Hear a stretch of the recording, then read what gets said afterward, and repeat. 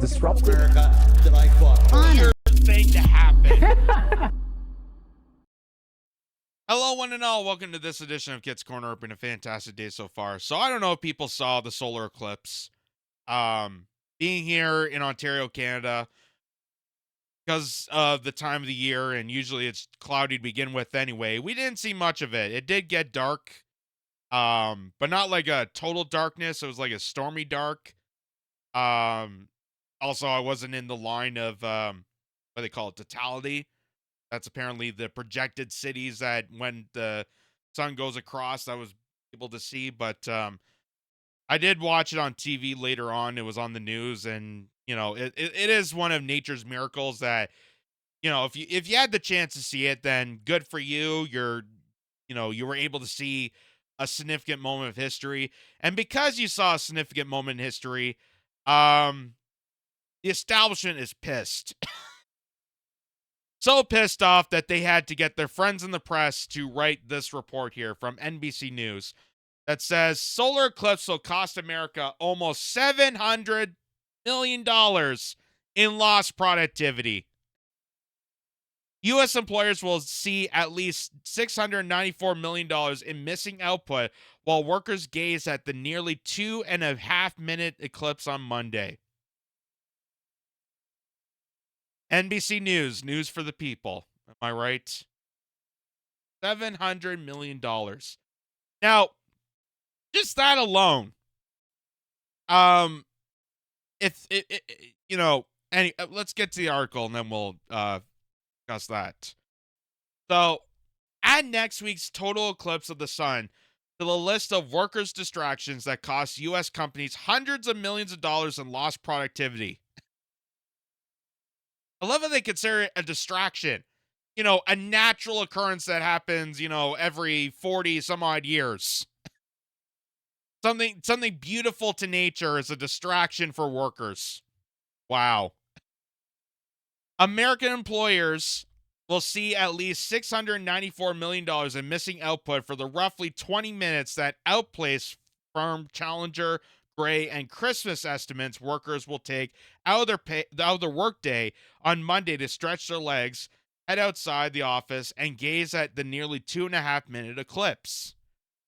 And 20 minutes is a conservative estimate that Andy Challenger, vice president at the Chicago-based firm. Many people may take even longer to set up their telescopes or special viewing glasses, or simply take off for the day. There's very few people who are not going to walk outside. There's a celestial wonder happening above their heads to go out and view it, Challenger says, estimating that 87 million employees will be at work during the eclipse. To get the overall figure of nearly $700 million, Challenger multiplies that the Bureau of Labor Statistics estimate for average hourly wages for all workers 60 and over, just as the Earth is mere speck in the universe. However, Challenger said this is still a small sum. Compared to the amount of wages being paid to an employee over a course of a year, it is very small, Challenger said. It's not going to show up in any type of macroeconomic data. It also pales when compared with the Madrid other distractions in the modern workplace, such as March Madness, Cyber Monday, and the Monday after Super Bowl. Again, these are very common things that have been going on for years. And during the opening week of March Madness, the firm estimated employees experienced $615 million per hour in lost productivity as people watch games and highlights, set up pool brackets, and avidly track their standings rather than performed actual work. The Monday after Super Bowl, meanwhile, resulted in an estimated $290 million in lost output for every 10 minutes of the workday spent by workers discussing the game or watching game highlights and reruns of their favorite Super Bowl commercials. And Cyber Monday, on the heels of the Thanksgiving holiday at the start of the annual holiday shopping season, resulted in $450 million in lost productivity for every 14 minutes spent shopping, not working. Events like this are likely to have an outsized effect on small companies, Challenger says. When the workers are absent, small firms may not have significant coverage from coworkers, especially in the current tight labor market where it's hard to find skilled workers. When 3 or 4 people are missing from an office of 15, it's a lot more disruptive, Challenger says. So then this goes to the ultimate question, because what happened on the solar eclipse day, um, I was working, my coworkers were working, I've seen a lot of people working. Um, so if that many people, I don't know exactly how many people uh maybe took the day off or took time to watch the solar eclipse. Um, I know just here in Ontario, they made it the school kids, the young elementary school age kids got the day off. So maybe the parents also took the day off and maybe spent the day going to some place to see the totality aspect of it. But even so, if just that many people left to see a 2.5 minute eclipse, and we have supposedly lost $700 million in productivity, according to this NBC report. Would we not value more the worker aspect if they produce that much on a regular basis? If we lost that much productivity because of workers being absent for a mere couple a day, or maybe half a day, why are we not putting more of an emphasis on the workers rather than the CEOs, rather than the people that jet sail to vacations and go to different destinations, that are putting more of a burden on the rest of the corporation than a worker taking a day off to see a natural a natural process, or enjoying time with the family. This is something that you, the big picture of this, because you're saying that workers are amounted to $700 million in productivity. So why are we not valuing workers if they're able to produce that much? That's the thing. That's, again, that results to, why we need living wages, why we need to put more benefits and fight for unions, and be able to have more of a standing when it comes to workers in a workplace. Instead of devaluing them and decrediting them and throwing them under the bus. And this is why the part of the tight labor market is a lot of people just feel disenfranchised. They feel devalued as a worker and not being respected as a worker that's putting this productivity to American employers. And they just feel disparaged. And there's also a lot of other things that go into why, employers are finding a hard time to find employees. That's its own conversation we can get into. But the big thing is, all this time, and I remember even during the pandemic, during COVID, when that falsified notion of, respecting the first responders, and we got, the essential workers. Remember, they were trying to advertise the essential workers, the people that had to work during COVID, and we were going to, help you guys out because you are the ones that are risking it all. You're going out there and you're doing your due diligence to help corporations and companies stay strong. You're the ones that have to go out. And they said they were going to thank you and really, really resemble you. Well, they didn't. They didn't. That was completely a falsified notion to manipulate people to think that they're important, but they're not. And this is an example. This highlights exactly that point. That they are so angry that workers took a little bit of time out of their day to see a natural natural scene that they'll never see for another 40 some odd years. I don't know when the next solar eclipse or what eclipse will happen next. Took time to see something that's so beautiful, so remarkable out of human history. And you get, the press, you get mainstream media angry at the workers because productivity took a downfall, took a bit of a downfall. And if just that many workers is the result of $700 million lost in productivity, then why are we not advocating more for the respect and tolerance of average workers?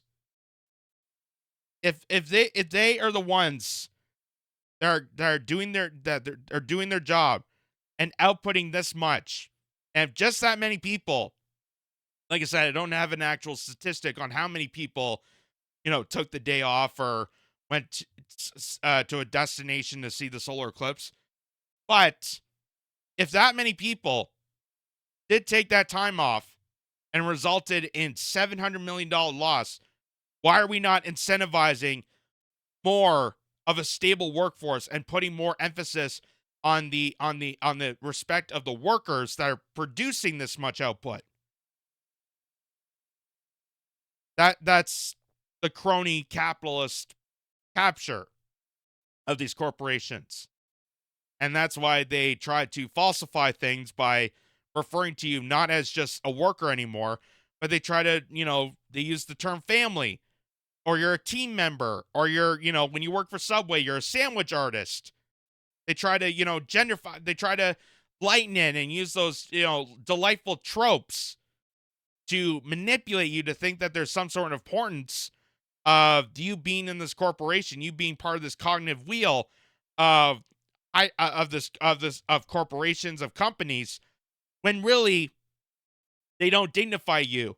They don't dignify you and your work, because they'll get angry at you for being a human being. They'll get angry at you for, being able to spend time with your family, or if you have to take a day because you're sick or ill, or, going to see a loved one when they're, passing away, or going to their funeral. They get vilified at you when you become a human being. But when you're part of that wheel, just a cog in the wheel, that's just helping the corporation produce as much as possible, mass produce, then they don't see you. So this is something that just amazes me, that it's amazing that just that many people going to see a solar eclipse can amount to so much blowback from the establishment and corporations, that the mainstream media is writing publications shaming a worker for doing something incredibly amazing, like witnessing a solar eclipse. And like I said, if it did result to that much productivity loss, then why are we not incentivizing more onto the workforce? Why are we not incentivizing and putting more respect and tolerance and gratitude towards the workforce, if they're resulting in this much productivity loss when they're just gone for half a day? They're basically saying that workers are the biggest proponent of these companies afloat. So why are there not more emphasis on the worker, and not just a simple pizza party, but actually dignifying them as a tolerable, respectful human being, and giving the benefit of an actual employee, not just a temporary worker, or, segregating them to a contractor, or whatever trope that mega corporations like to devalue the workforce, because we've seen multiple times where that has occurred. So it's amazing. It's amazing. But if you got to saw the solar eclipse, kudos to you. I hope you had a great day, and just don't let this discourage you from the fact that corporations don't dignify you as being part of that company. They just dignify you as a problem.